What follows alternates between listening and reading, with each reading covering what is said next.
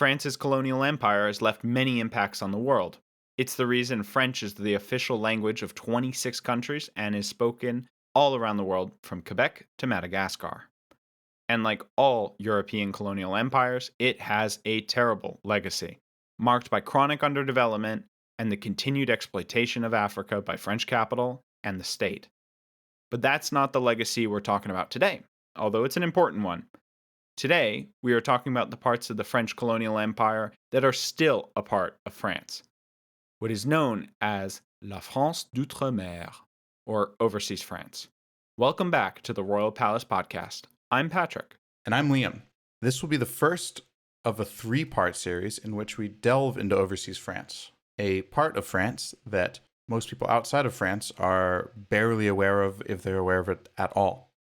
So today we're going to give an overview of the topic, and then we're going to delve into the French West Indies, the French islands in the Caribbean.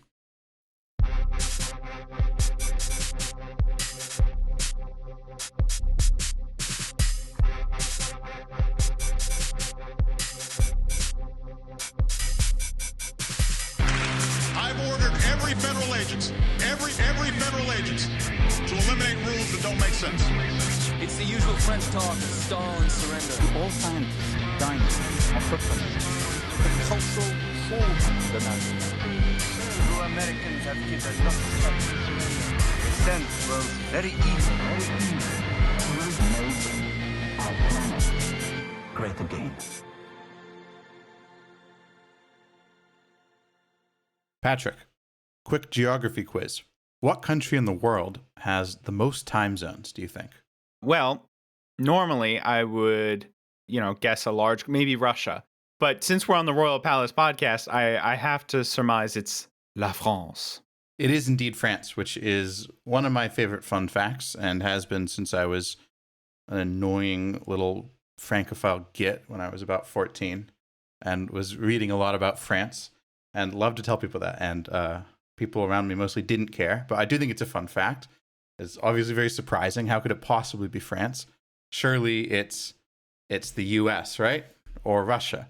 Well, the US and Russia have a lot of time zones. If you think about all the time zones in Alaska, Hawaii, if you include the time zone of Guam, American Samoa, and so on, the US has 12 time zones, which is the same amount that Russia has. But France actually has 13 time zones. How is that possible?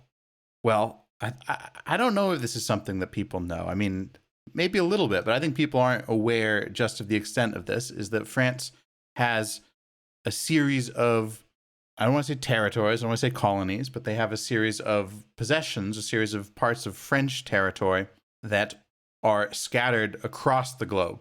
And they're so widely scattered that France has the most time zones in the world, and actually also controls the largest exclusive economic zone, or second largest exclusive economic zone in the world, ahead of the US. Liam, for our listeners, could you explain what an exclusive economic zone is? Unfortunately, maritime law is not one of my specialties. God, I wish it was.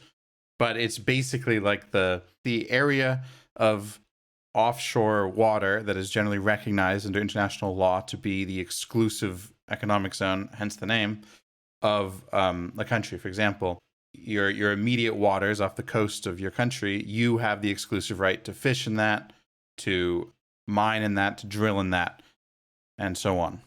And the U.S. has a bigger economic zone than France, but you would think that like Russia, for example, which has a massive coastline, much longer than France, would have a bigger one, or China. But actually, France, just by virtue of having so many random islands scattered throughout the world, has the second biggest one. So, listeners, I have never studied maritime law, and I don't think I have plans to, but it would be cool if I found time, because, I mean, there's a lot of archaic stuff going on in maritime law that is certainly interesting. But what I'm reading here from Wikipedia is that the exclusive economic zone extends out to 200 miles from your territorial sea. So your territorial sea is 12 nautical miles, while your exclusive economic zone expands out 200 miles. Which I wonder how that works. We're making fools of ourselves here because I got no clue. But I wonder, how does that work with like the European Union? How it works with the European Union, I don't know. I do know that like a big aspect of the European Union is there's like a common fisheries policy. So countries can fish within all the other European countries' exclusive economic zones. However, what I do wonder is that, you know, like a lot of the French overseas France is not part of the EU. So I would assume it's excluded from that. That's probably one of the big reasons it's not part of the EU, right? Yeah, that's one of the weird things about like the status of, because, you would think France is, if it is part of France, then everything works the same, right? But like, for example, in order to, like a Schengen visa doesn't mean you can automatically go to overseas France. Yeah. We'll get into that in a bit, actually, because it depends. That is true. None of it's part of the Schengen zone, but some of it's not even part of the EU. Obviously, as Patrick said in the intro, these parts of France all around the world, they're remnants of the French colonial empire. That's the only reason, of course, why France controls islands in the Caribbean, controls a part of mainland South America. I think that's the weirdest one that people really haven't heard of. And controls islands in the South Pacific, the Indian Ocean, on literally every continent except Asia, actually. And France is not unique in this respect. There are 5 European countries that still control remnants of their colonial empires. Big in the news lately, Greenland, which is still part of the Kingdom of Denmark. There's a sort of a very autonomous status within the Kingdom of Denmark. But there's also, I think people are likely to have heard of the British overseas territories. For example, I assume most listeners have heard of Bermuda or the British Virgin Islands. Pretty easy to know that one's British. It's got it in the name. Gibraltar, the Cayman Islands. They've got loads. Right, but one thing, that just from you listing that out, I realized that one of the big things about those is like I almost barely consider those like British territories, at least in my head. I mean, I know they are, it's in the flag, I know they love the king or whatever, but they almost feel like independent countries in their own right, They have a lot of autonomy in general. They have a very arm's length relationship with the British government. They're not considered part of Britain. That's an important point we'll get to about overseas France. They're territories. And this works very well for them because it allows them to all be tax havens, which also works very well for Britain. It is actually kind of incredible about the remains of the once great British Empire. The empire in which the sun never sets is now just a bunch of little tax havens. I mean, obviously the Cayman Islands, but the Virgin Islands is also a tax haven. Gibraltar is also a tax haven for some niche stuff. I mean, they almost all are. There are a few that aren't, to be fair. There's the Pedophile Island. You know about that one, Patrick? Is that the... It's not the official name. The official name is Pitcairn Island. I can't say I do. This is the only remaining British territory in the South Pacific. It's one of the most remote islands in the world. There's a population of 35 who are descended from the mutineers in the Bounty. I don't even know about that one. These mutineers who took over the British Navy vessel, the Bounty, in I want to say the 18th century. They then went to Tahiti, kidnapped a bunch of Tahitian women, and took them to Pitcairn Island. But today they're more known for the fact that half of the adult male population has been convicted of child sex abuse. Wow. The British had to actually build a prison on the island because they depopulated like half the island by taking them all to New Zealand to be imprisoned, and then people were pretty upset about that. So they reached an agreement where they would build a prison for child sex offenders on the island so that the island could still have a population. By the way, they have a program where they'll pay you to move there. So if that sounds appealing to anyone, check it out. Then you also have another non-tax haven British overseas territory is the British Indian Ocean Territory, which the U.S. military calls the Footprint of Freedom. That's the official nickname. That's the island that had its entire native population deported by the British in the 70s to make way for an ultra-secretive U.S. military base from which we routinely bomb the Middle East. Another great British territory. And then, of course, I think people have all heard of the Falkland Islands, site of the stupidest war of the 20th century. Can you name another European country that has overseas territories still, Patrick? Yeah, the Dutch with Saint Martin, and I mean, I know they have other possessions too, but yeah, they've got six islands in the Caribbean. that are still under Dutch sovereignty. You've got Curacao, Aruba, and Saint Martin, which are technically considered equal constituent countries of the Right, because they're Kingdom of the under the Netherlands. kingdom, yeah. Yeah, which is sort of the same thing that Denmark does. The Kingdom of Denmark has 3 constituent countries: Greenland, the Faroe Islands, and Denmark. Same with the Netherlands. You'd have to imagine this is... I mean, I don't really know how it works in practice. If someone does a podcast about Dutch law in English, send that to us. We'd love to know. But I can't imagine... I imagine it's somewhat of a fiction because the European Netherlands has 99% of the population. Then you also have 3 other Dutch islands in the Caribbean: Bonaire, Sint Eustatius, and Saba, which are directly municipalities of the European Netherlands. One of the funny things I remember about Saint Martin is, of course, there's also Saint Martin, which is the same island, just divided between the French and the Dutch. Yes. And if I recall correctly, only one side has an airport. That's right. It's the Dutch side. And we'll talk about Saint Martin today, actually. And without looking at the notes, can you guess what the 5th country I've put in here, which is a very debatable inclusion? Because we've said the big 4, I would say, are France, the UK, the Netherlands, and Denmark. But I think if I want to be technically correct, which of course I do, there is a 5th country that still controls some of its colonial possessions. Well, I think I've been there, actually. The Canary Islands. Yeah, Spain, exactly. You wouldn't really think of it as such because all of Spain's colonial possessions are right here. But yeah, the Canary Islands were conquered by Spain in the early 15th century. Wasn't the whole bit there that this was like on their way to like conquer the Americas? I mean, it was before the discovery of the Americas, but the Canary Islands were a really important stepping stone because sort of how winds work in the Atlantic, which actually is something we're going to talk about later in this episode, means that the Canary Islands is an excellent launching off point to get to the Americas. And it had a native population who were genocided / largely absorbed by the Spanish colonial population. They don't exist as a distinct people anymore. No one's quite sure what language they spoke, actually, but it's thought to have probably been related to Berber. And then also you have the 2 Spanish cities in North Africa, Ceuta and Melilla, which I will say are colonial possessions, so that any Moroccan listeners don't get mad at me. But I'll also say that Gibraltar is a colonial possession, should be given back to Spain, just to sort of balance things out. It is pretty ridiculous. Like for listeners, if you don't know, I mean, if you're a European listener, you probably know, but if you're an American listener, Gibraltar is just like a tiny sliver of rocks off the coast of Spain. And for it's not some off reason, the coast of Spain, it's on the coast of Spain. Sorry, that's what I mean. Like, it's on the coast of Spain. It's literally a pile of rocks. It's tiny, and a lot of ferries leave from there. I don't know why it exists, honestly. Yeah, the British seized it, as they did, for example, Minorca used to be British as well. Also, Cyprus and Malta. Yeah, it was part of how the Royal Navy sort of became so powerful, as having these like islands, or like Gibraltar, a little peninsula that could be easily defended, and that they just seized in order to maintain control of key waterways in the Mediterranean. But yeah, it's really crazy. Spain wants Gibraltar back. Understandably. They say it was never legitimately ceded. But at the same time, Morocco wants Ceuta and Melilla back.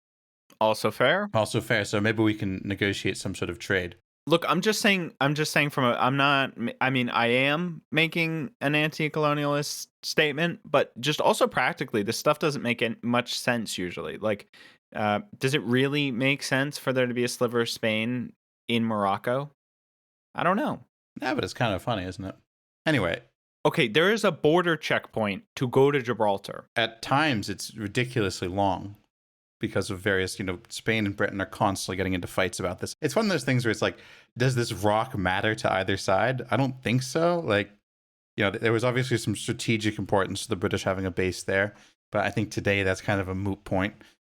And yeah, I think it sort of gets banged up as a nationalist thing, like the Falkland Islands. I mean, which is just an incredible history, which, for people I don't know, that's a really tiny, like very sparsely populated series of rocks that are off the coast of Argentina, but to be fair, they're quite far off the coast of Argentina, and they're British territories, and Argentina claims them. And under the military junta in 82, the Argentine junta invaded the Falkland Islands, and Thatcher made this into a huge deal and sent the whole British Navy down there, and actually a shocking amount of people died for a fight over some rocks. Just an incredibly stupid war. One of the stupidest, up there with the American invasion of Grenada in the Caribbean under Reagan, which was also just insane. But back to overseas France. So my point about going through all those other European countries is that those are really marginal territories. Like almost all of them. All those British territories, the population of all of them adds up to only 270,000. And the Dutch Caribbean has a little bit more, about 300,000. And although Greenland is obviously sort of a weird case in that it absolutely dwarfs Denmark, it's very, very sparsely populated. Only 56,000 people live there. So the British, Dutch, and Danish remaining overseas territories have very few people there. Meanwhile, overseas France has a population of 2.8 million. So that's 10 times more than all the British territories put together. That's 4% of the total population of France. And overseas France isn't just a couple of tiny Caribbean islands. Its land area is equal to 18% of the land area of France. Of course, that still makes it 18 times smaller by land area than Greenland. But yeah, Greenland's just huge.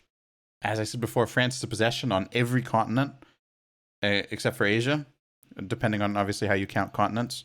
You could say, oh, they don't have a part of Australia. It's true, but they have an island that's very close to the coast of Australia. So if you think of it as Oceania, they have an island there too. That's New Caledonia, which is a very weird case that we'll talk about in a future episode in this series. And then the other major difference, especially from British overseas territories, is that all of overseas France is considered an integral part of the French state.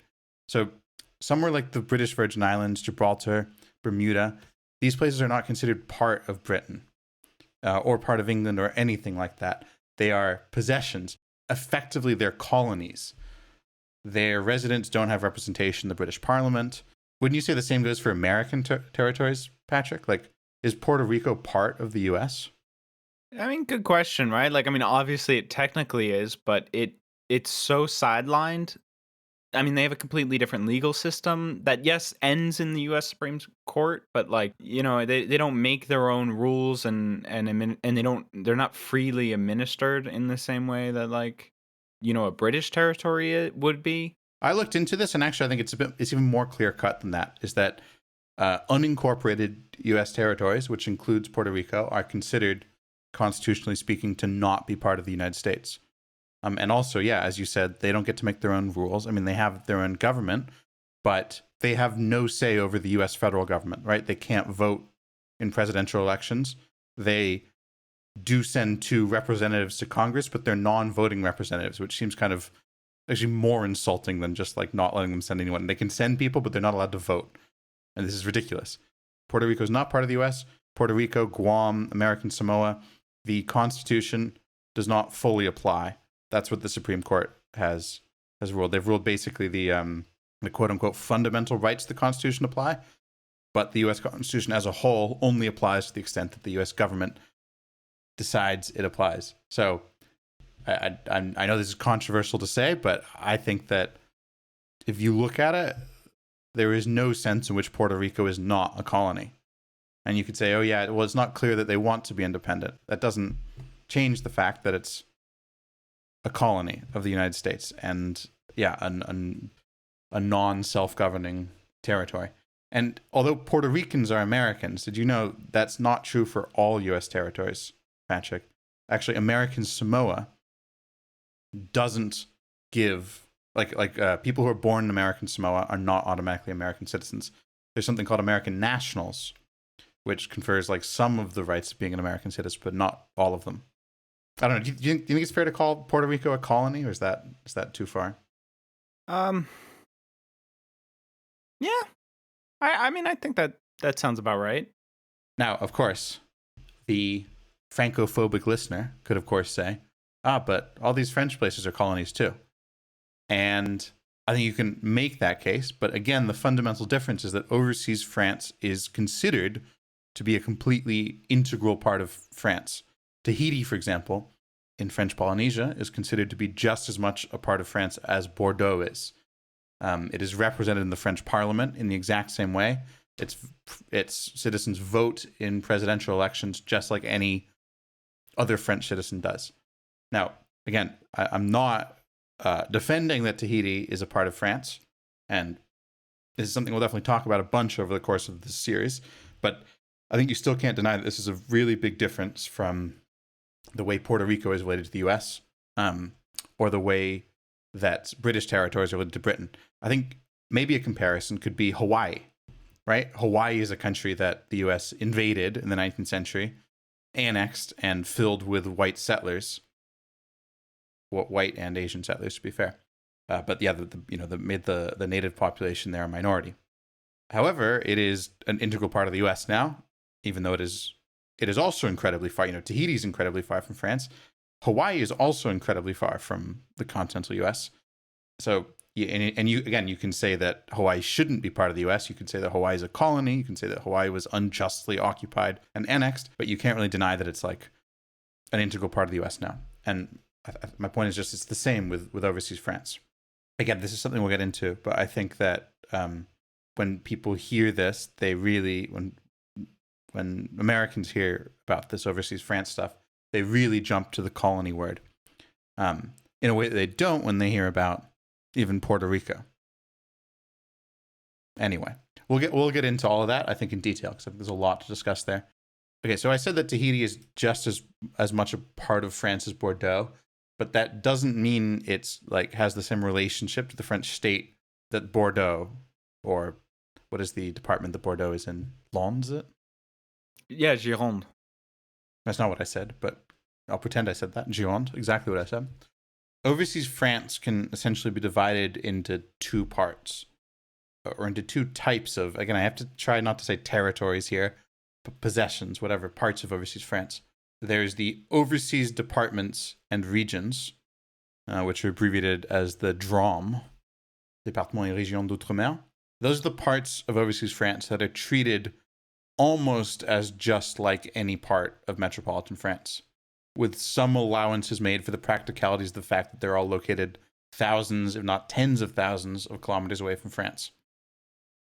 French law automatically applies there, just as they do in metropolitan France, although there's sometimes particular dispensations in the laws. Before we go any further, I should clarify what metropolitan France means. Can you explain that for our listeners, Patrick? Yeah, so I actually think we explained this on our first episode on France 101. Metropolitan France refers to not only the so-called hexagon, i.e., France as you imagine it in your head as like a single contiguous mass of land, but it also includes Corsica. Yeah. So when we talk about overseas France, when anyone talks about overseas France, they often compare it with metropolitan France, which, yeah, you're right. We did discuss that in France 101. It's an interesting term because the term metropole used to be used much more widely to discuss colonial empires. That England was the metropole of the British Empire, for example. But it's, as far as I know, only still used in that way in France. So you have those DROM, the overseas departments and regions, and then you have the overseas collectivities, COM, which used to be called overseas territories.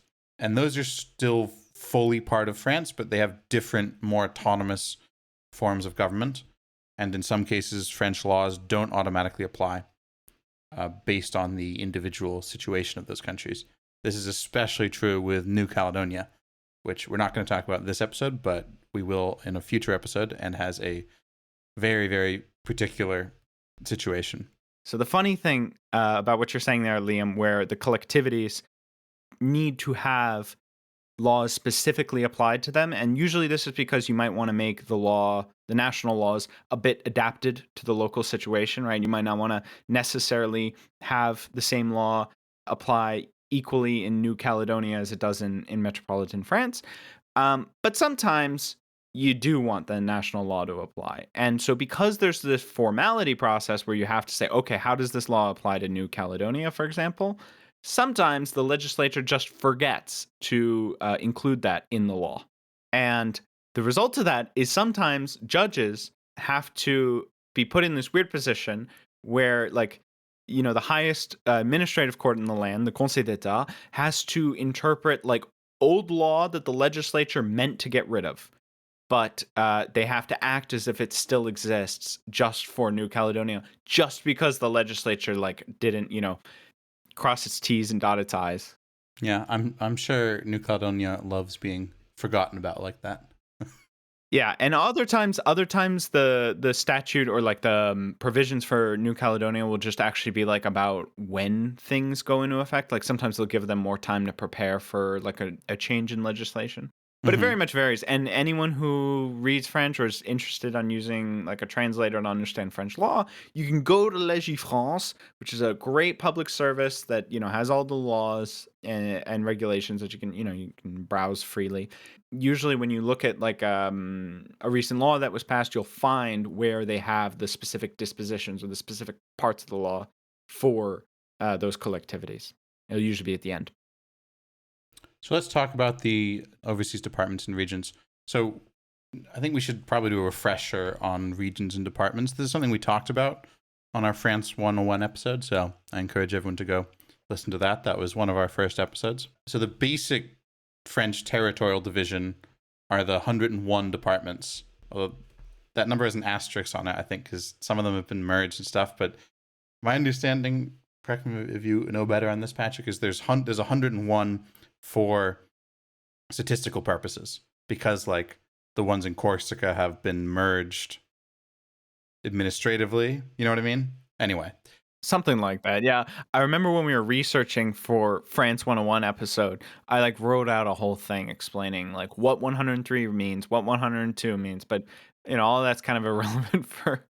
Well, we should do an episode on it, because we only did sort of an overview in France 101. It's kind of an interesting subject because the fundamental revolutionary principle, as we talked about, was dividing France into these sort of geographically roughly equal areas, and that they all exist on the same level. And that principle has sort of been eroded by things like the merger of Paris's department with the Paris City Council, the creation of Lyon, the Métropole de Lyon, as its own thing. Anyway, that's for another episode. But basically, there are 101 departments, and then above them there are 18 regions.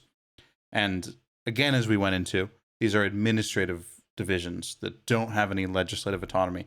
France, again, as we talked about, as we really banged home in that episode, is an ultra centralized state. So, when you hear regions, definitely don't think states if you're an American. It's not comparable at all. It's sort of a different way of setting up a country. But again, we talked about that on France 101, so go listen. I think that was a good episode.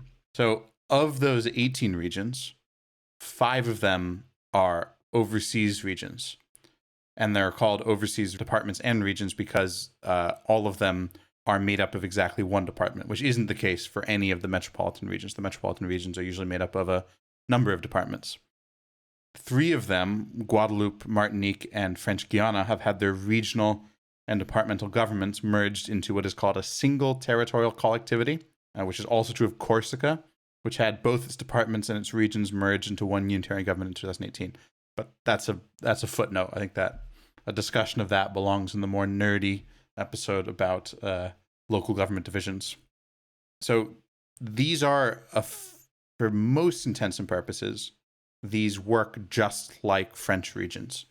Like the Ile-de-France, the region that Paris is in, or the Grand Est, the east of France, for example, which don't have a lot of authority. They do over certain things, but the Article 73 of the Constitution, which is the article that governs overseas regions and departments, has made certain provisions for them. These are relatively minor. How would you translate route nationale, Patrick? Like national roads? Yeah, national roads. In these overseas departments and regions, the national roads are managed by the local governments, just for the practicality of it, I suppose.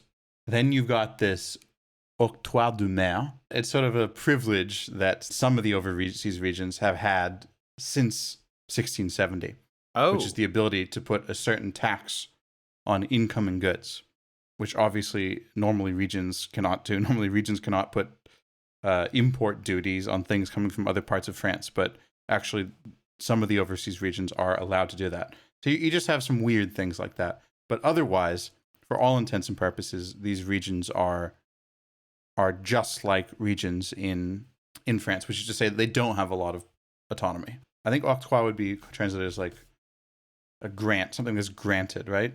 Yeah, I would say to give or to I'm grant. just trying to think what the noun of that would be, but anyway, you get the idea. Then the other sort of strange thing about the Drôme that's different from a normal region in metropolitan France is their relationship with the EU.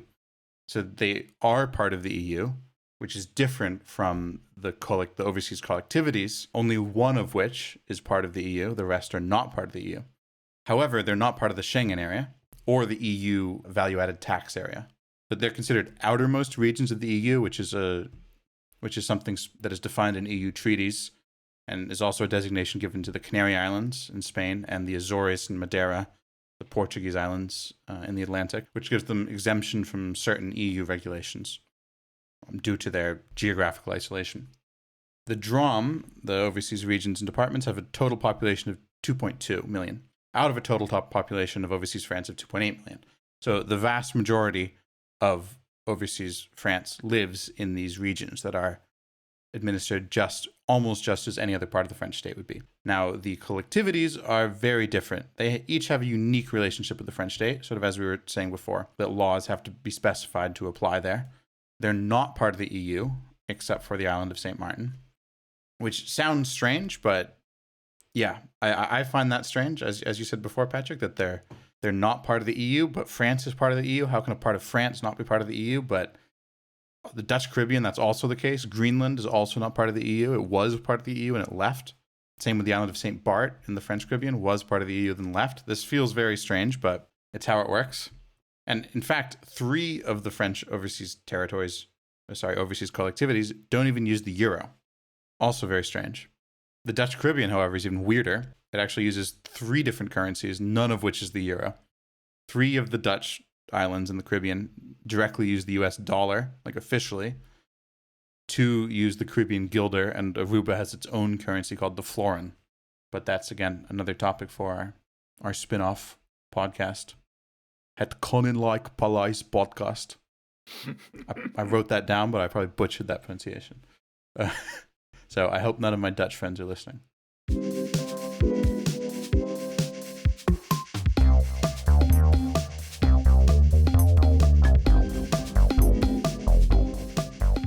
Over the course of this series, we're going to talk in detail about all the different parts of overseas France. And today we're going to start that by diving into depth on the French Antilles, also known as the French West Indies. The French Antilles are 2 French overseas regions and departments, Martinique and Guadeloupe, and 2 French overseas collectivities, Saint Martin and Saint Barts. All of these are located in the Lesser Antilles archipelago. The Lesser Antilles are one of the 3 main archipelagos in the Caribbean. They begin just west of the Greater Antilles, which are the large islands like Cuba, Jamaica, Hispaniola, and Puerto Rico.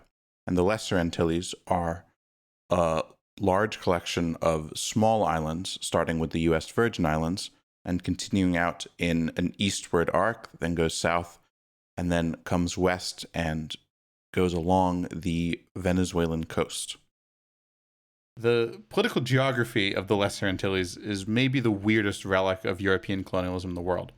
It's a region with less than 4 million people, but you have, besides those French islands, 8 independent countries, 6 Dutch islands, 3 British territories, which isn't including the other British territories out like Bermuda or the Cayman Islands that are outside of the Antilles, 1 American territory, the U.S. Virgin Islands, 1 Venezuelan state, and 1 Venezuelan territory. So if you look at a map, I encourage listeners to Google right now a map of the Lesser Antilles, and it's just strange. It's just bizarre to stare at. Like, it's not even like the Dutch have like one set of islands and the French have another. No, the 2 French regions, Guadeloupe and Martinique, have an independent country, Dominica, wedged between them. And as Patrick mentioned before, the French collectivity of Saint Martin, Saint Martin, shares an island with the Dutch municipality of Sint Maarten. And I wanted to go a bit here into the history of why this map ended up so convoluted, which basically boils down to one thing. sugar.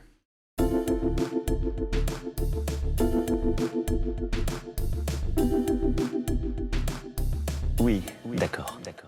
So, if you made it this far where you're ready to listen to Liam monologue about sugar in the West Indies, then you must be a real Royal Palace podcast listener, or you fell asleep and you left your podcast app running. Either way, we're glad you're here. And I also want to thank someone. They didn't tell me whether or not I could share their name, so I'm just gonna, leave that out for now. But we have someone who wrote in and told me that our podcasts were not getting updated on Pocket Casts, which is, an app that people use apparently. I didn't know about it before we got into podcasting. And it turns out that our Cloudflare started blocking that app, some sort of change in their policies, started blocking that app for being a bot, which, is fair. I mean, like RSS feeds are necessarily pulled by bots. So anyway, I whitelisted that. It took a couple days for that to get sorted, but I'm glad to have our Pocket Cast. According to our statistics, 1.34% of you listen on Pocket Cast. So I'm glad to have every listener be able to join us for this journey. And this person in their email mentioned that they would like to support us eventually through a Patreon, which I think we'd all love to do, and I hope one day we can have this podcast so forefront in our minds that we can dedicate ourselves to provide. Because if we offer a Patreon, I want to actually be able to provide the bonus content on a consistent basis. And thus far, we have failed to do it. Our consistent 2-week release schedule. So if you're interested in supporting us, I just want to invite anyone who made it this far to sign up for our newsletter on royalpalacemedia.com. What is it? It's just emails about like every podcast that we do for now, but we hope we have a couple friends who are journalists, and we're trying to convince them to write articles for us, and eventually make it into something. And if we do eventually release Patreon, you'll hear about it through that newsletter. So if you're looking for something to do, I'd really appreciate you guys going to royalpalacemedia.com. Oui, d'accord. Oui, d'accord.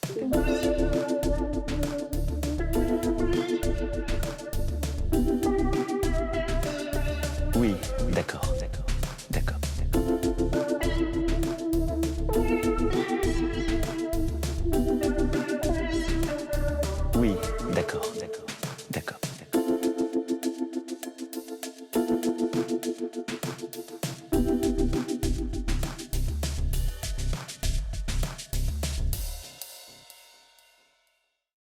The French, British, and Dutch presence in the West Indies began in the 16th century, when all three of these countries were in conflict with the Spanish Empire, at that time in decline, but which laid claim to the whole island chain.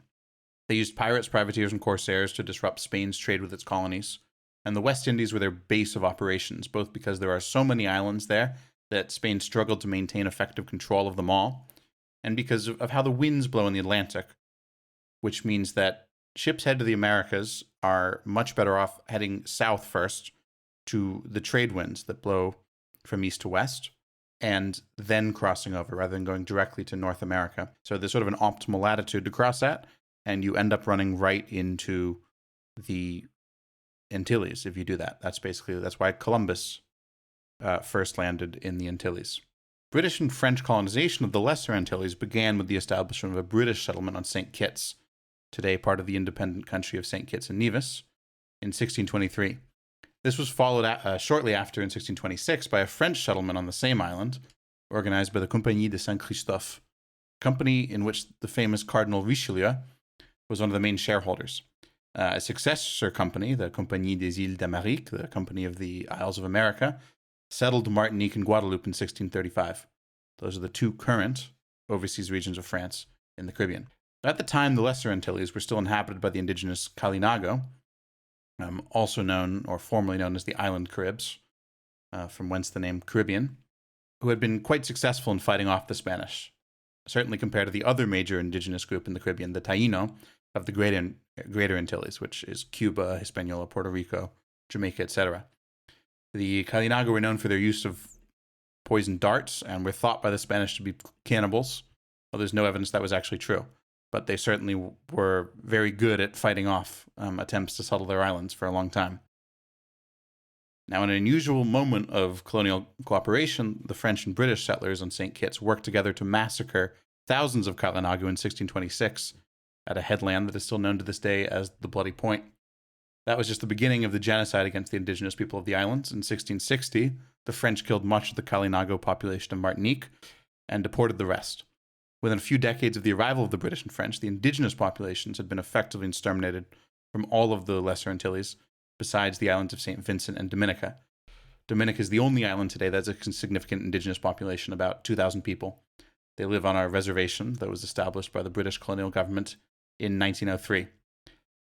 The St. Vincent Kalinago, who mixed with escaped or shipwrecked African slaves from other islands to form a mixed indigenous African population known as the Black Caribs, fought several wars against the British when the French ceded St. Vincent to them in 1763. They ultimately lost those wars and were deported from St. Vincent to the island of Roatan in what is now Honduras. Their descendants actually still exist as a distinct ethnic group in Honduras, interestingly, which is called the Garifuna, and they're the only remaining people in the world who still speak an indigenous language of the West Indies. So, I mean, it's a common story throughout the colonization of the Americas, but the fate of the indigenous people of the Caribbean islands might be the worst, just almost complete extermination. Unfortunately, the history of the West Indies doesn't get much better from then. But I mentioned that St. Vincent was ceded to the French by the British in 1763. Should I quiz you again, Patrick? Do you know what major war between Britain and France ended in 1763? Let me guess. The 7 Years' War. Yeah, that was the year that France, Austria, and their allies lost the 7-Year War to Britain and Prussia. This war is sometimes called the First True World War, since the conflict between the British and French colonial empires spread throughout the world. If you're American, you might have learned about the North American theater of this conflict in school. I think they teach this in American school. I don't know. I seem to remember something of it. I frankly did not pay a lot of attention to American history class in school. I thought this was the most boring class. The Constitution, don't care. Liam, I don't remember you paying attention much in school anyway. That's slander. So, but anyway, in American school, it's called the French and Indian War, and is taught because it was sort of a formative moment for the colonies, where the colonial troops fought against France and against France's Indian allies. That's why it's called the French and Indian War. The majority of the Native American tribes sided with the French, although some, notably the Iroquois, sided with the British. And that was the war in which France lost Quebec and the rest of its North American possessions. Something that many Quebecois are still pissed about to this day. The Plains of Abraham and all that. That's when their Anglo oppression started, when France ceded them to Britain. And I bring this up because at the end of the war, Britain had conquered virtually all of France's colonial empire, its American possessions, all of Quebec, all of its Caribbean possessions, all of its Indian possessions, which France did have at the time, largely because the British Navy was so much stronger than the French Navy at this time and throughout all of history, basically, that they were able to seize the colonial possessions, but they had a harder time defeating France on the continent, and the French had occupied some British possessions in the continent they wanted back, notably Minorca, which at the time was a British possession and a very important British naval base, like Gibraltar.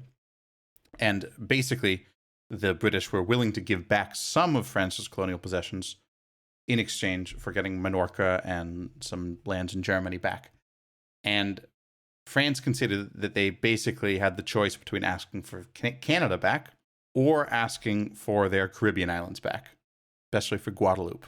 And they ultimately chose the latter, which, and those islands, Guadeloupe and Martinique are French to this day. The other one that they got back was Hispaniola, it was then known as Saint-Domingue, which is now what became Haiti and the Dominican Republic.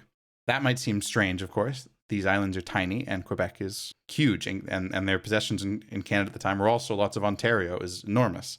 Why did they value these tiny islands so much over their enormous North American possessions?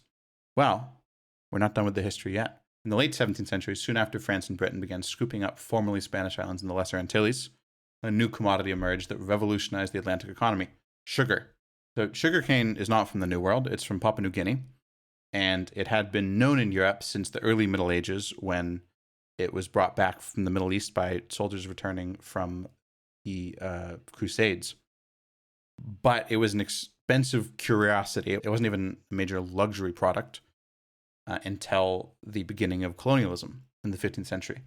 And that's when the Portuguese colonization of Madeira and the Spanish conquest of the Canary Islands began. And sugar was introduced to both those places, which led to it becoming a more common luxury good in Europe, although it was still very expensive.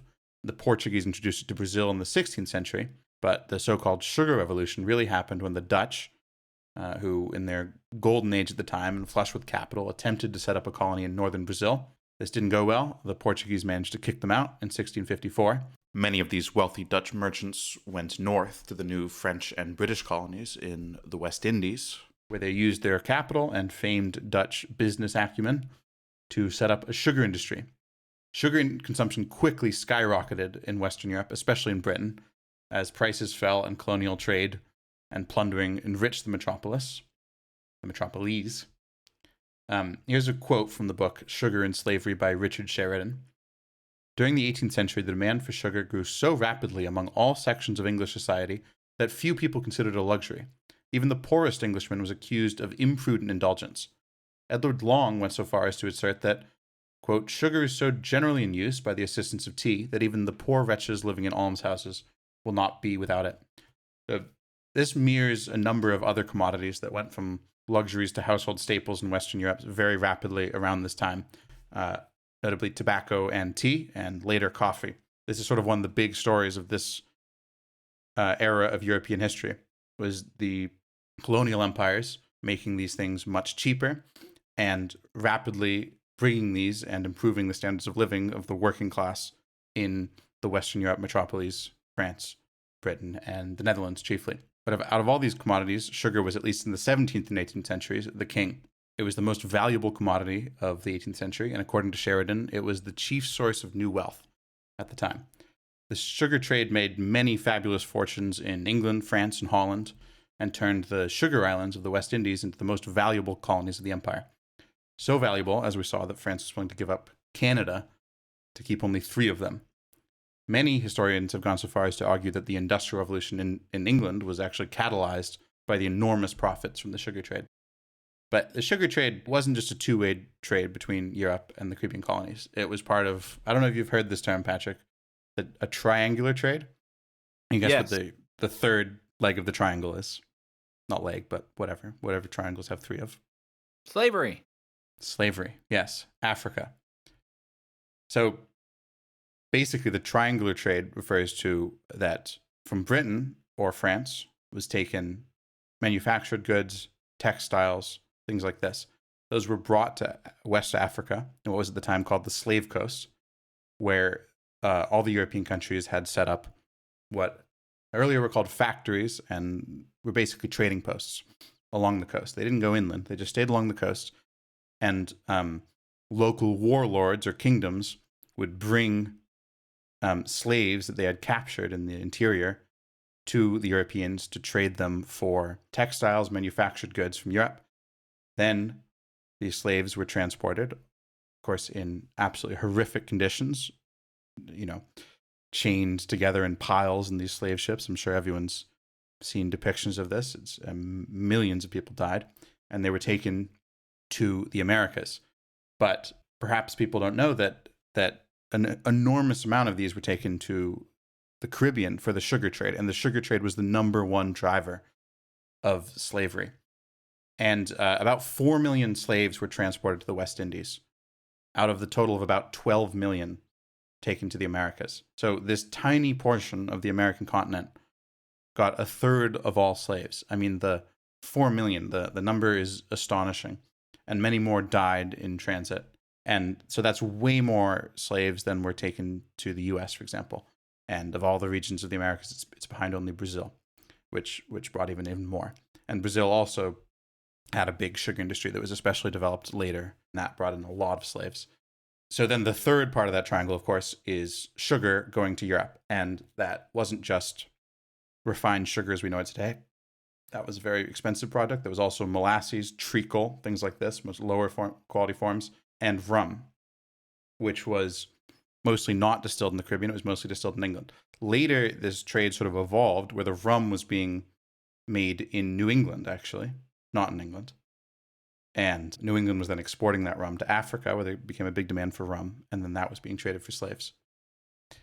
It's sort of an astonishing system, and the inhumanity of it, of course. I mean, what can you even say about it? And I think it's important to emphasize that this was so important, the sugar trade and the slave trade as part of the sugar trade, for the development of Western Europe. Something that I think is not talked about enough today. I think we talk more about the slave trade in the U.S. because we have the obvious legacy that about 13% of our population is descended from slaves, which isn't the case in Europe. But a lot of the current fortunes in Europe, the way Europe was developed so much, was directly from people who were profiting, and not just people who went to the colonies. There were all these absentee landlords who were investing in companies that were building massive plantations that were using slavery in an absolutely brutal way. Not that there's a non-brutal way to use slavery, but I think it was, if you read into it, it's so sickening. Look, I'm not going to die on this hill, but I'm willing to armchair theorize a little bit about this, which is that, in the United States, it's obviously good that people still, even under Trump, talk about the legacy of slavery, and it's still very much on people's minds.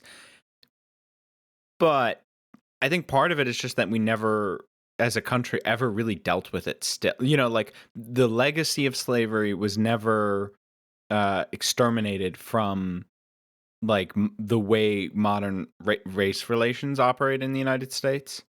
That it feels much closer to modern times than maybe it does in European countries. Yeah, definitely. The legacy of it in European countries is much more it's a much more abstract thing. This is how. Yeah, and it's not good to be oh, that has nothing to do with the present. What are you talking about? Because it's not true. There's, as we're getting into on this episode, there's tons of problematic legacies of slavery for all countries. But the reason I think it still feels so fresh in the U.S. is just we never dealt with it. I mean, every iteration post-slavery in the U.S. was just a way for the South, and I'm not dispensing the North, of course, but to reinstate slavery through other means, and we were never severe enough about it that I mean, how did redlining exist? It shouldn't have.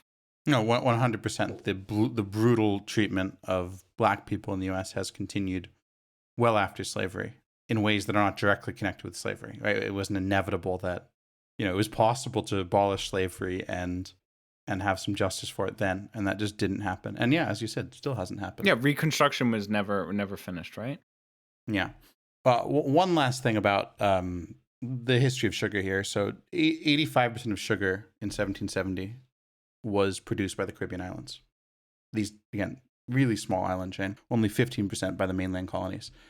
And I think it sort of hammers the point about slavery home to think about why these islands were so important, why these became really the crown jewels in the colonial possessions of both Britain and France for a long time. I think India became more important for Britain later, but at this time, the 16th, 17th century, there was a lot of concern in Britain that India was sort of a money-wasting project, whereas these things, the sugar islands, were just raking in money. But why there? And this book I mentioned earlier, Sugar and Slavery by Richard Sheridan, identifies three main reasons. So one of them is the advantageous transportation location. As I was saying before, if you look up a map of how winds work in the Atlantic, on a sailing ship, you're sort of obligated to do this route where if you're trying to go from Europe to anywhere in the Americas, you have to go south first. And that's where you catch these winds, the trade winds. And that's also why the Canary Islands was so important, because the Canary Islands are right in that latitude. So you go down to the Canary Islands, then you go west, and then you end up here. But then going back, you want to go north and then take the winds that are going east, which are up north. So it actually works very well to do this triangular thing where you're going to West Africa, and then you're going to the Caribbean, and then you're going back to Europe in that pattern. So that's one reason. A second reason, the climate of these islands is very nice. Those same winds make it much more tolerable for Europeans, just because it's less muggy and hot. There's less problems with malaria and so on. And part of the reason these islands are also popular tourist attractions today. And then the third one, which I sort of sucked my breath in when I read this one in the book, is that slaves could not easily escape from the islands, which makes sense if you think about it, but it's just sort of a shocking calculation that would have been made, but it absolutely was made. In South America, slave escapees was a huge thing. There's all these in the Amazon. There's still all these population of what they call maroons there, which was slaves who escaped and went to live in the Amazon. In many cases, they merged with indigenous communities, but this just happened on a huge scale and was a big problem for slave owners. And these islands, obviously, these are really small islands in many cases. Barbados, Martinique, these are not big islands. Not that many places to escape to.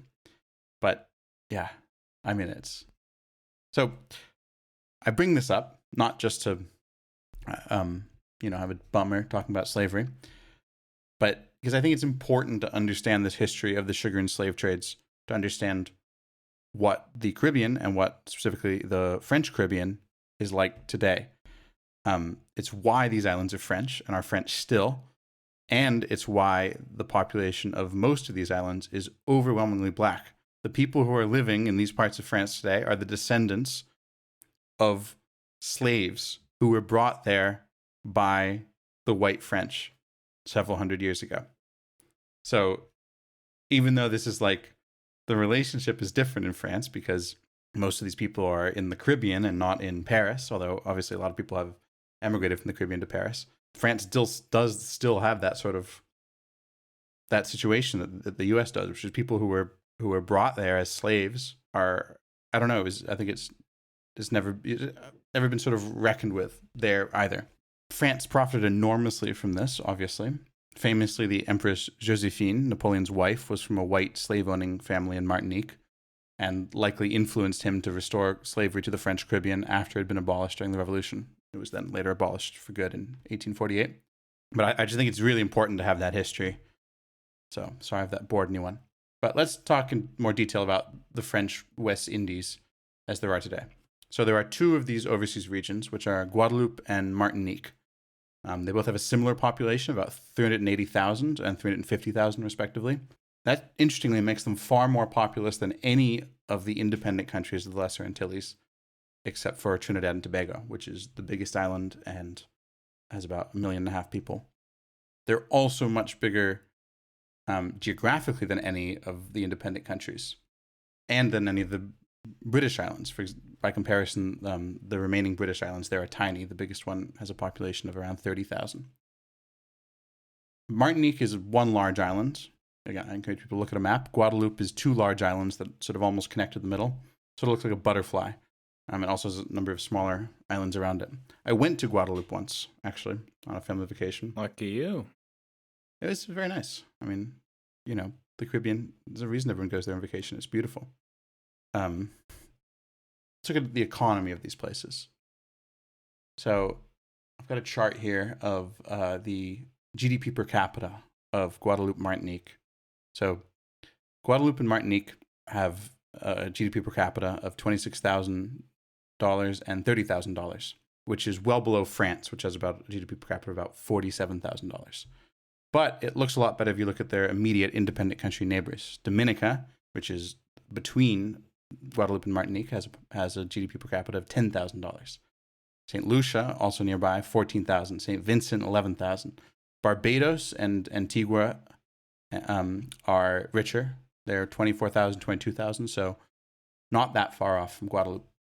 But basically, if you look at it that way, even though they're poorer than metropolitan France, they look pretty good compared to their neighbors. However, those numbers are in nominal GDP figures.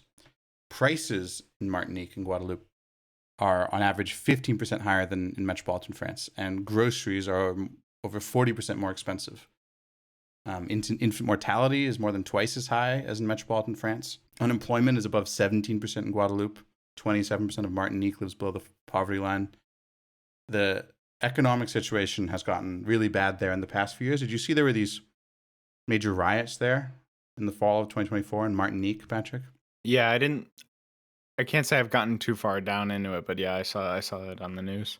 It got some coverage in the news, but this kind of thing happens every few years, actually. And it's again because these places are poorer than metropolitan France, but grocery prices are 40% higher, which is kind of crazy. One of the reasons for this is they're sort of isolated positions, but they also produce a lot of agriculture. If you go and buy a banana in France, it's very likely to be from Guadeloupe. They produce a lot of sugarcane, a lot of rum sold in France is coming from there too. So in some ways, it might be a kind of situation where they're producing a lot of agriculture, but they're producing it for export. Right, and they're importing a lot too. They're importing a lot too, and it's very expensive. Also a problem in Hawaii. Hawaii has incredibly high food prices because they don't produce very much of their own food. They import it all. However, there's more to that going on than just the import costs. And that octroi de mer tax, which we mentioned before, which allows local governments to effectively impose import duties. And they kind of fund themselves largely this way. But it does make imports more expensive. But during the recent riots in Martinique, there was a lot of the anger was focused against a company called GBH, which is short for Groupe Bernard Ayot, controlled by the Ayot family of Martinique, which, would you believe this, Patrick, are white on an island that is about 99% black. That can't have to do that has nothing to do with history. Nothing to do with history. I don't see color. Yeah, and neither does the French state, of course. The Ayot family was a slave-owning family. That is how they ended up in Martinique. But again, that's probably also a coincidence. To be clear, we are not accusing them of being currently a slave-holding family. Just that in their past, they had slaves. No, yeah, we're not. And we're not accusing them of price fixing. However, a number of French media outlets and protesters and politicians have accused GBH of price fixing because they completely dominate the supermarket sector in the French Antilles. Liam, there is a difference between, I'm sorry, but I am going to stand up for business owners here. There is a difference between price fixing and being the only person setting the price. That's true. And also, it's much better than slavery. So if you look at the Ayot family's course over the past several centuries, they've definitely improved their practices. But this company and this family, they run like the local franchises of all the supermarkets or most of the supermarket chains, not just in Martinique, also in Guadeloupe, also in French Guiana, Reunion, New Caledonia, all across overseas France, basically. They also dominate the car dealership industry.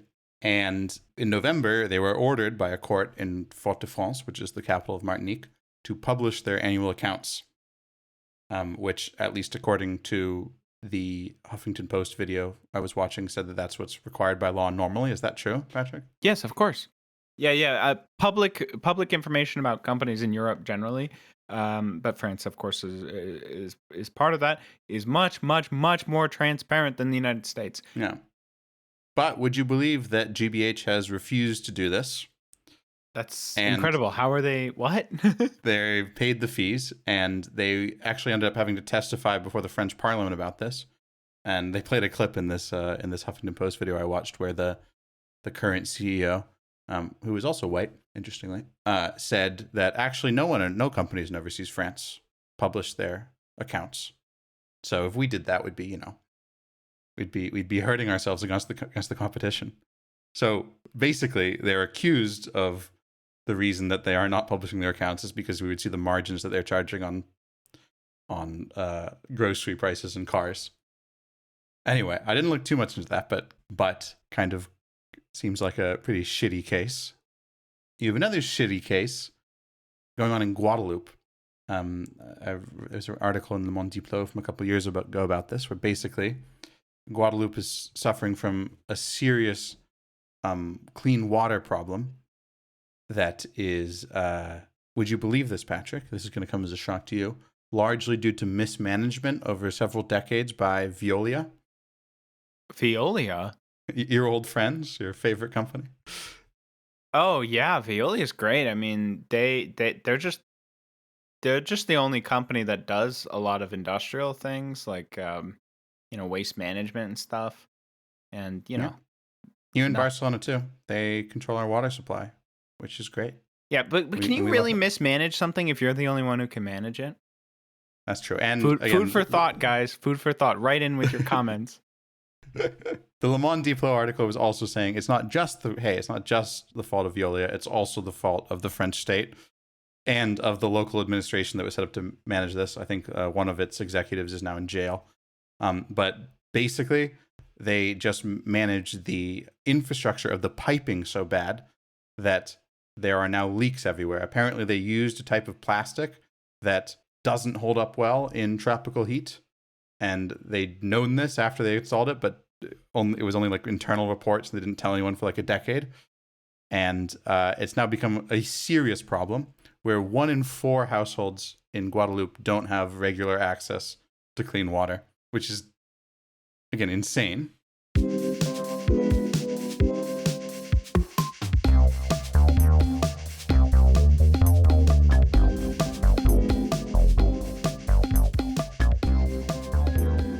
So I don't want to just talk about what deep economic and social shit these islands are in.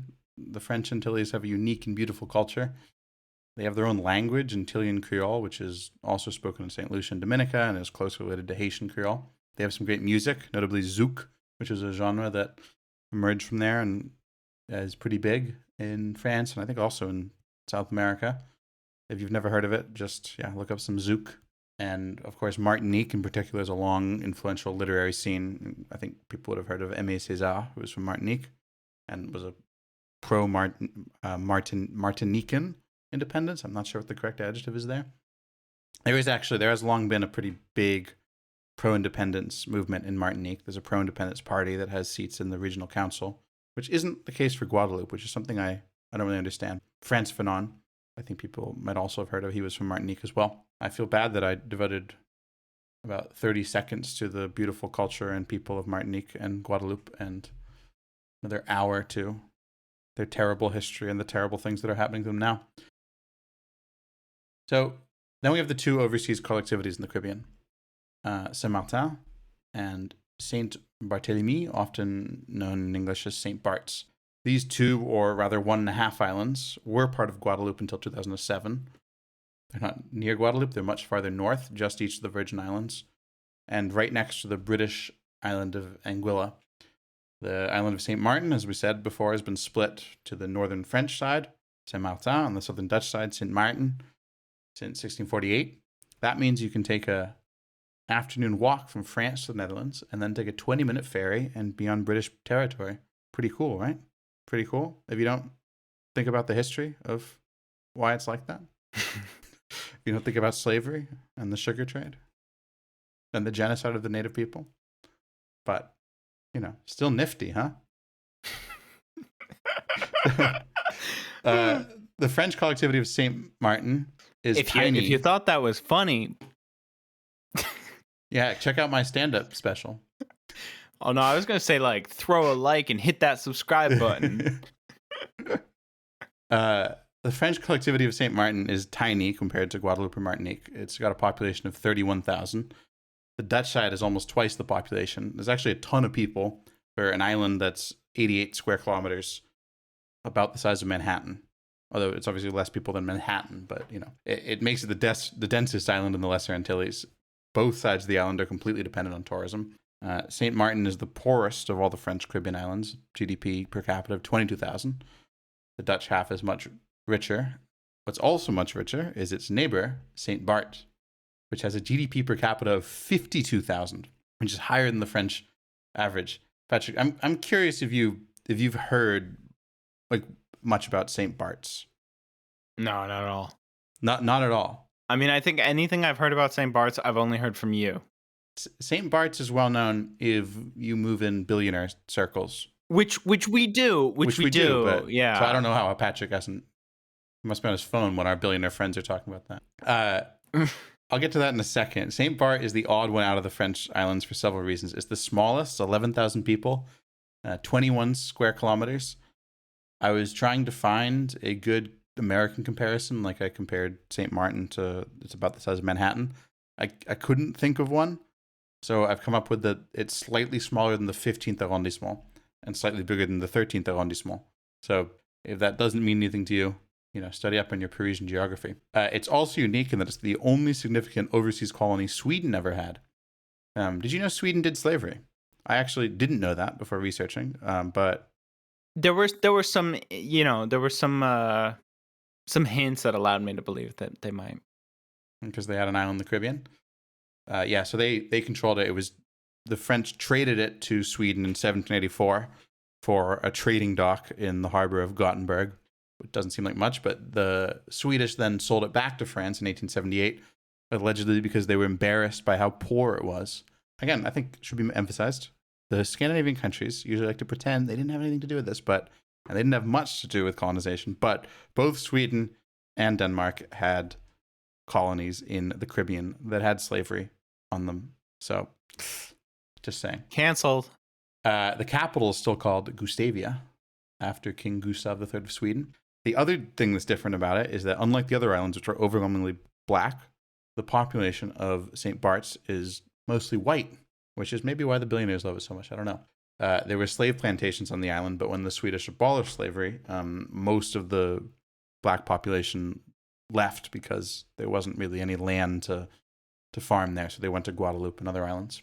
The reason St. Barts is so rich today is that it's the Caribbean's most exclusive tourist destination, maybe one of the world's most exclusive tourist destinations. David Rockefeller built a villa there in the 50s, and it's become the billionaire playground of the Caribbean. Just for fun, I wanted to read from this Forbes article. Billionaire Super Yacht Showdown. Who's who in St. Barts for New Year's 2024? Unfortunately, this is New Year's 2024, so not relevant if you're on St. Barts now, but they didn't have anything more recent. I'm just saying, there's no way that whatever's in this article is better than what AI could generate. Like, I'm not saying there's a lot of use cases for AI that are not worth it, but like, I feel like for something like this, you might as well. This was 2023, though, before. Probably now Forbes is using AI for these articles. And yeah, I kind of agree. Like, why not? Forbes is one of the most useless. Anyway. Well, my favorite thing about Forbes is so we got an email a while back from, and this is not the first time it's happened, from some marketing agency representing a lawyer in the US who's like, they're clearly just spamming any podcast that does anything with law. Because if they had listened to us, they'd be like, all right, I probably don't want to come on your podcast to talk about like being an accident lawyer in Los Angeles or whatever. But something I remember that was really funny when I was looking into this guy was he claimed to have been in Forbes, like to have an article in Forbes about him. You can pay Forbes to have an article that's the thing. So you click on the the link and it goes to his Forbes article, and then you realize, wait a minute, this is Forbes Israel. And it turns out Forbes Israel, as far as I can tell, I mean, like, I don't want to be doing any defamation here, but as far as I can tell, that's basically just like a pay to play, like get your article in Forbes Israel, and then you like act like it's actually in Forbes. No, it's not just Forbes Israel. I think that the American Forbes does that too. It's kind of crazy. Forbes is a crazy website. I don't really understand what it's for. I guess it's for articles like this. By the way, the Forbes to be family, clear, I clicked on the Forbes Israel website and looks like they have normal articles too. Yeah, so I think that's what they do is they mix it up. Yeah, but surely, like, why would an LA lawyer pay to be in Forbes Israel? It must be cheaper. Like, he's not trying to get like accident victims, maybe in Tel Aviv to sue in LA, right? The Forbes is, by the way, the Forbes family is one of the oldest and most noble of the Massachusetts families, and they go back to colonial times, and they're totally debasing themselves by running this website. Although I assume it makes them a lot of money. I don't know. I don't really understand how. I guess just LA accident lawyers paying. Well, I assume the Israel website, it's probably like a franchise or something, like where they sell the brand or something. No, but again, I'm saying they do that in the Forbes American one too. If it turns out they don't, I've now repeated that like 4 times, so they'll have a really good case against us. Anyway, to read from this article about New Year's in St. Barts. The port of Gustavia in St. Barts is getting crowded this holiday season as the legendary Super Yacht Showdown begins. You follow the legendary Super Yacht Showdown, right? For sure. The season started early with the wealthiest men in the world and their celebrity friends, Jennifer Lopez, Heidi Klum, anchored outside of Gustavia and neighboring Saint Martin and Antigua. Many will stay through Christmas, taking glamorous day trips to nearby islands and then party with the traditional fireworks show on New Year's Eve. Johnny Dodge, CEO and founder of My Ocean, handling superyacht sales, charters, and management, says, more billionaires congregate in this tiny rock in the Caribbean than anywhere else in the world at once.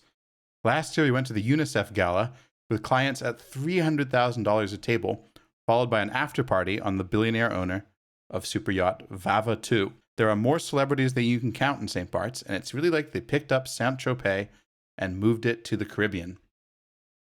Doesn't that make you want to go there? For sure. I was going to go book us a surprise trip, but I couldn't find anything for cheaper than €1,000 a night, so not until we get the Patreon up and running. And that's for like the shit. That's for like the bottom of the barrel. If you want to hear real investigative journalism, I have a camera that takes good photos. Liam brings a notepad everywhere he goes. And yeah, just fund it through the Patreon that we don't have yet. Yeah, we'll go to St. Bart. We'll just hang out in the French Caribbean. We'll make this a podcast just about the French Caribbean. We'll actually become like a celebrity gossip thing, just taking pictures of billionaires in St. Bart. I want to point out, though, that Trump has, or at least had, his mansion on St. Martin and not in St. Barts, the poor island, because he's a maverick, you know? Well, no, because he doesn't, he's a new money guy, right? Or is everyone new money? He's a new money. Yeah, I guess so. Well, I think St. Bart is pretty new money. I don't know. It's all like celebrities. I don't know how this stuff works. Is Saint-Tropez new money? I don't know. I don't know. If any of our listeners know, hit us up. It's not that we don't hang out in these circles. It's just we're like so up in there that like, yeah, we don't talk about vacation. We only talk business. Yeah. they don't. We hang out a lot with them, but they don't invite us to any of their parties. Yeah, Bolloré is like almost ready to like fund the podcast. We're in final stage of negotiations. Do you remember back in 2017 there was Hurricane Irma that hit these islands really bad, and it was in the American news mainly because Trump's mansion in Saint Martin was under threat. Oh. There was a lot of worry about that. He actually evaded most of the damage, but a lot of American celebrities... Thank God. A lot of American celebrities, as well as I also assume some of the people who actually live there, but I don't remember seeing that on the news, had their mansions or normal houses, as the case may be, destroyed by Hurricane Irma. Wait. Can we talk about this for a second? So, like, there's this whole thing about, like, building your, so Zuckerberg, like, basically owns Hawaii now, or, like, a good part of Hawaii. And obviously there's indigenous people who claim it's, their land or whatever. But because I don't want to get sued for defamation, who's to say? Who's to say whose land it is? If he's on if Mr. Zuckerberg's on the title, that's all I'm going to say about it. But why are you building like a bunker on like a storm-prone island with food that you don't like, right? Like these billionaires want like blueberries like all year. They can get blueberries all year round in St. Barts. Don't worry, they have. I'm sure, but like if like I know Zuckerberg has kind of like. Or like I think Zuckerberg has kind of like an end of world like bunker there, and I'm just like Hawaii is not at all a good place. That's my feeling on it. Like New Zealand, that seems like the better bet. Millionaires absolutely love building mansions in storm-prone areas. I mean, have you been to like, Martha's Vineyard in Nantucket? These places are crumbling into the sea, and they keep building new houses there. Well, like okay, I get building like a house that you don't have to like rely on in any way, because it's like if you have like somewhere in a really storm prone area, like you're just in New York most of the year, and then you just avoid storm season. Everyone in the scene goes to the Caribbean during the winter, and the hurricane seasons in the summer. But like if you're gonna build a bunker type thing where you might like have to like stay there for like extended periods of time, like why are you not building in like much more boring places? I don't understand. Yeah, I don't think Trump's St. Martin house is a bunker. He also appears to have sold it. I was trying to figure that out because there was a lot of reports that he was trying to sell it in 2017 after the hurricane, but then I found an article in 2022 saying he still couldn't sell it. I'm not sure if it's still in the market, but scoop that up. Might have been a price cut. You could also curry some favor with the president. Yeah, maybe we could crowdfund it through the Patreon. Yeah. So when it comes to their political relation to France, Saint Martin and Saint Barts don't have a large degree of autonomy from France, unlike the Pacific collectivities that we'll talk about in a future episode. Their governments essentially have the power of a region, department, and municipality merged. They both use the euro, unlike the Dutch Saint Martin, which uses the florin. But Saint Barts isn't part of Which the is EU. what exactly? It's a currency that, again, the Dutch Caribbean has 3 different currencies. God knows why. So there's the guilder that is. Let me see. Oh yeah, the Gilda. Gilder. I don't know how it's pronounced. Gilda. None of these islands. Yeah. None of these islands speak Dutch, by the way. Strangely enough, like the ones down south, Aruba, Bonaire, and Curacao speak Papiamento, which is like a Portuguese Creole. Yeah, that's what I was gonna say. Like, I know Curacao is like, yeah. Well, it's a very strange, it's a very interesting language. I don't know much about those islands. Very interesting. But then the northern ones, like Saint Martin, they speak English and they use the U.S. dollar. So who do they really belong to in Holland? Yes, Saint Martin uses the florin, I believe. They use the guilder. I'm sorry. The florin is used by Aruba. The Caribbean guilder, Caribische gulden in Dutch, is used by Curacao and Saint Martin. That's so random. Yeah, no idea why. The Dutch Caribbean is a weird thing. So Saint Barts isn't part of the EU. Saint Martin is the only of the collectivities that is part of the EU, and it's outermost region, just like Guadeloupe and Martinique. The one last thing I wanted to say about these islands is that I thought to look up how they voted in the last elections. Well, my guess, and I'm just going out on a limb here, but they might have some reasons to be discontent with the current government. Yeah. Guadeloupe. I want you to guess in the 2022 first round of the 2022 elections. Who do you think were the top 3 candidates and in what order? Mélenchon. So Jean-Luc Mélenchon from the France Insoumise, the left-wing party, number 1. Number 2, Marine Le Pen. Mm-hmm. And number 3, Emmanuel Macron. Exactly right. Mélenchon actually won in the first round with 56% of the vote. Now, I just want to stop you right there, Liam. I'm just going to play devil's advocate. Imagine I'm a French media talking head on a right-wing channel known as BFM TV or C News or really all the other channels.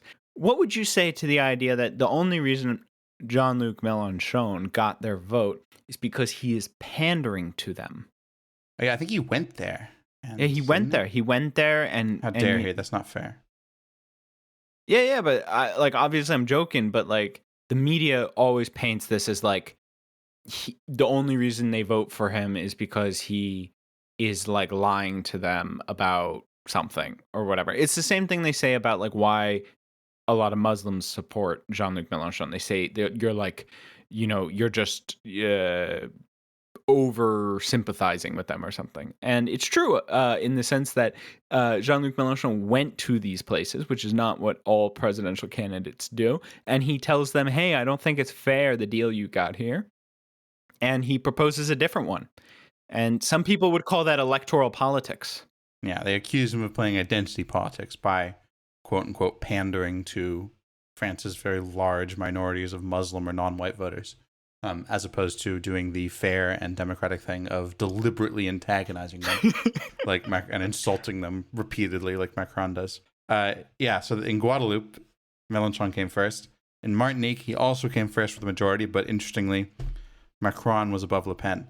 But then, I think you can guess, Patrick, what happened in the second round of both these places, where it was, as a reminder to listeners, Le Pen versus Macron. I actually don't know. Macron? Did they vote for Macron?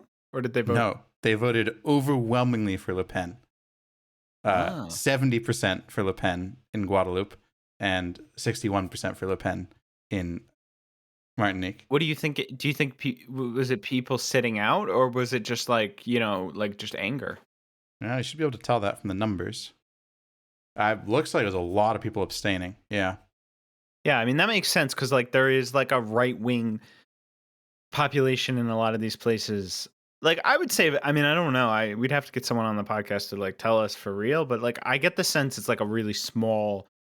Like we're not talking like something like South Africa where the race divide is that I mean, it's real. Don't get me wrong, and I'm certainly not someone who really has the expertise or the experience to say anything on it.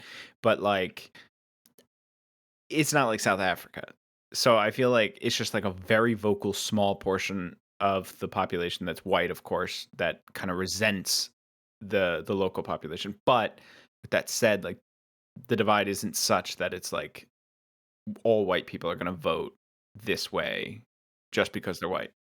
Of course, also of course, it's not legal to collect this data about racial statistics in France, but all the estimates are that is about 1% of the population of Guadeloupe and Martinique is white, so it wouldn't change this. I actually was looking at the numbers, and I have to correct myself that actually the difference is only a few thousand people who abstained in the second round. So it is actually most people, or a very large number of people, voted Mélenchon in the first round and Le Pen in the second round. Now, the Macronists would say this is proof that the left is extreme or whatever. And the political scientists would say, that's impossible. That makes no sense. But obviously, if you're really mad because your water doesn't work and your groceries are 40% more expensive than in metropolitan France, maybe you just want to vote for anyone who isn't the president, and everyone overwhelmingly wants that. I want to say, though, to maybe a teaser for a future episode, that you said it's not like South Africa with the white population in the Caribbean. However, there is a French overseas collectivity where it's a little bit like South Africa. I'm talking, of course, about New Caledonia. Yeah, that's different. that's different, but it is like has some parallels to South Africa. And again, we'll do a future episode on the French islands in the South Pacific, of which, Tahiti, New Caledonia, and a mystery third one that I won't spoil. Don't look it up. But New Caledonia is insane, and they have a much bigger white population. And that white population, there is like a huge racial political divide there. I mean, it's crazy. It is kind of it's not a South Africa situation, but it's a little bit like that. So that's the French Caribbean. Any overall thoughts on the French Caribbean? What do you make of it? Well, when some of our listeners might know that I found myself in the hospital because of appendicitis, and basically I had to have like a nurse come to my house every day to administer antibiotics in the weeks following that surgery. And one of my nurses, like they kind of rotated. She was always telling me about how she has a house in the Caribbean and she rents it out on Airbnb. And she was like, you should go there. It's really nice. And man, she showed me some photos. It looks awesome. It is beautiful. Yeah, when I went to Guadeloupe, I was like, I think I was 13 or 14. So I would definitely have different observations about it now. But what I do remember like being struck by, having been to some other Caribbean islands, and what I really noticed there is that you really noticed that like some of the independent countries in the Caribbean feel really, really poor, and they are, people living in like shacks kind of thing. And what was interesting in Guadeloupe is that compared to those places, the public infrastructure was really nice. Like, that like every single town in France has a beautiful city hall, a mairie. And that was also true of the town I went to in Guadeloupe. It was so strange. And then the World War I monuments, like you also see in every town in France. Like, you see that those places get French money, French government money poured into them.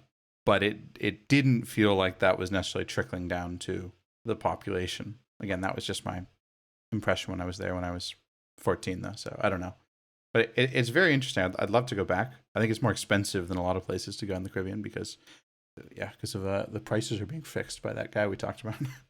But I think there are also direct flights from Paris. I think I'm not sure actually, but I'm pretty sure that there are programs to make sure that there are direct flights from Paris. Yeah, there's they have public service obligations. Yeah.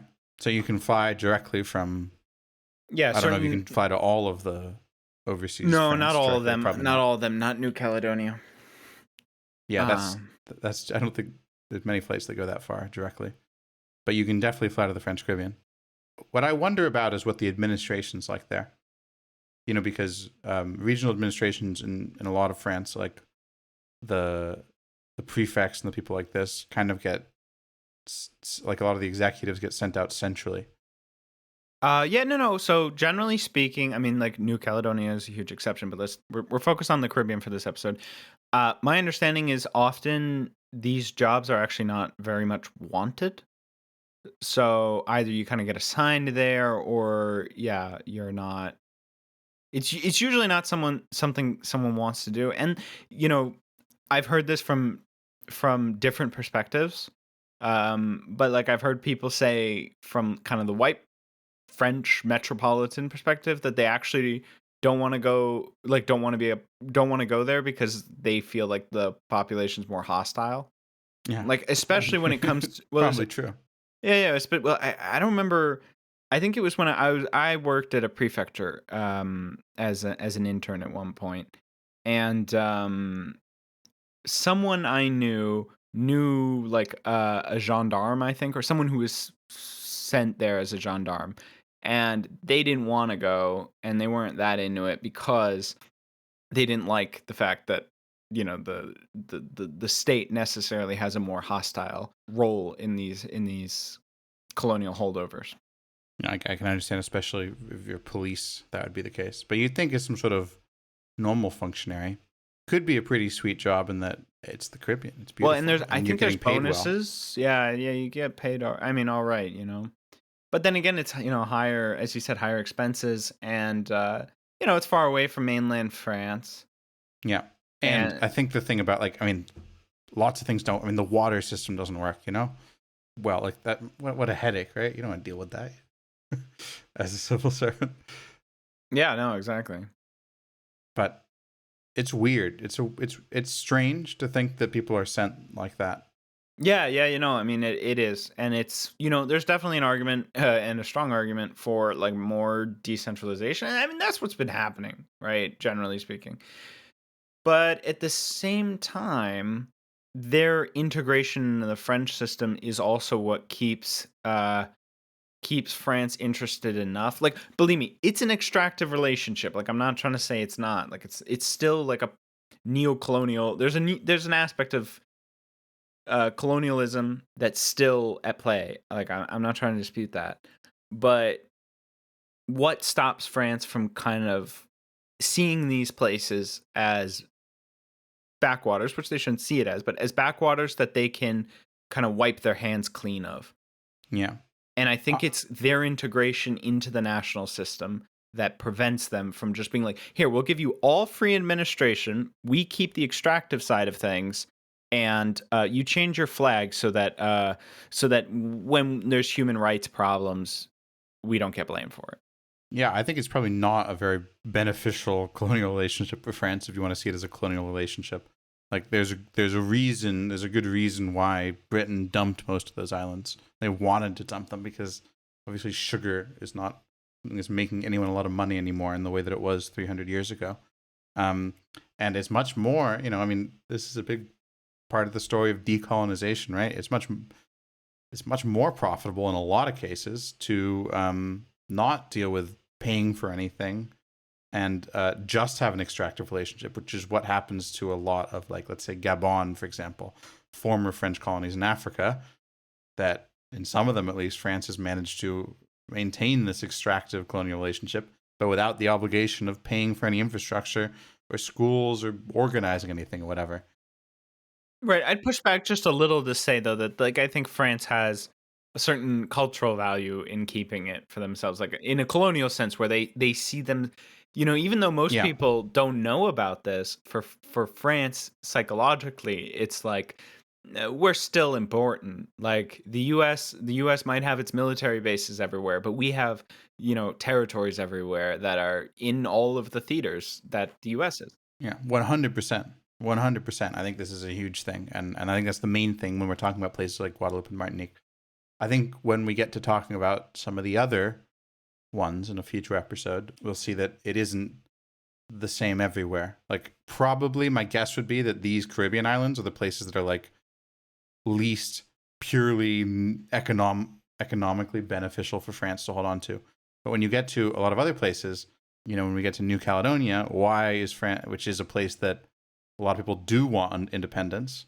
In Guadeloupe, for example, Martinique has an independence movement, but it's not like one that has a really strong movement behind it, unlike in New Caledonia. And France has been extremely unwilling to let go of New Caledonia. There, it's a different situation. There's nickel there. New Caledonia has incredible mineral reserves. Yeah, that's true, yeah. Well, isn't Elon Musk interested in them or something? Did you tell me something about that? Yeah, I think so, yeah. They have nickel. I forget what else. We'll promise to do our research before we get to the episode about them. But there, it's a whole different situation. And also French Guiana, where, again, we'll talk about that in a future episode, but French Guiana has the European launch area, whatever it's called. Yeah, because it's close to the equator, or it's right on the equator. Yeah, and that's very important. Not just, it's also important economically, for satellites being launched from there. So that's something where France also is benefiting quite a lot. It's interesting, and like, what is the forces that are keeping all of this still part of France? In some cases, it's inertia. No one really actively wants to leave. In other cases, again, New Caledonia, there's a really strong push for it. And then I think Mayotte, which again we'll talk about in a future episode, is one of the weirdest ones, where they really wanted to be part of France. And so there was another island, the Comoros, that actually tried to get France to take them over. They had I'm forgetting the name of the island, but they had a referendum, voted for it, and France said, "We don't want you. It's an extremely poor island. This benefits us not at all."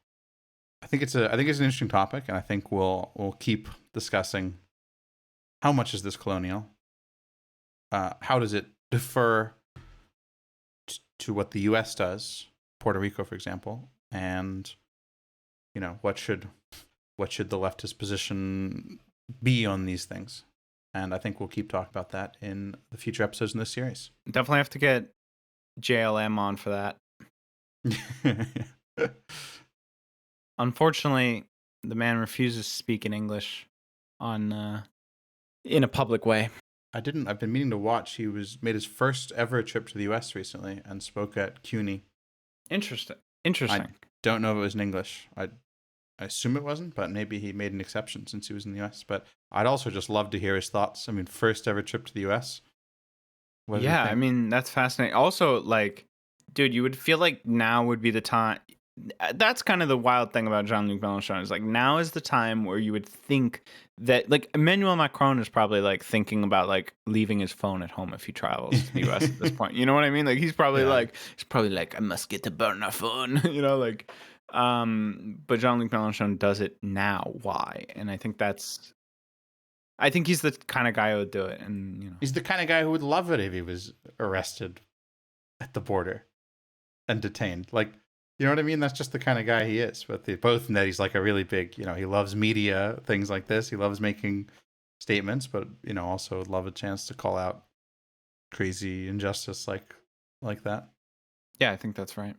But I hope he didn't just go to New York, because this is the problem. All these Europeans, they go to the US for the first time, they just go to New York. Take my boy to Houston. Take my boy to real America. Take him to Florida. Show him the horror. The horror, dude, he'd love it, man. All French people love Florida. Take him to Puerto Rico. You should go to Puerto Rico. Oh, I want to go to Puerto Rico. I do too. La France est une chose, à mes yeux, très considérable. Je me fais en effet de la France une certaine idée.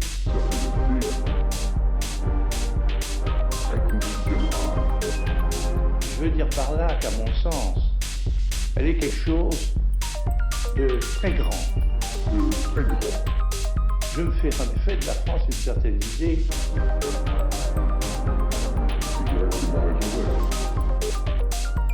Il y a même là quelque chose d'extraordinaire. Je me fais en effet de la France une certaine idée.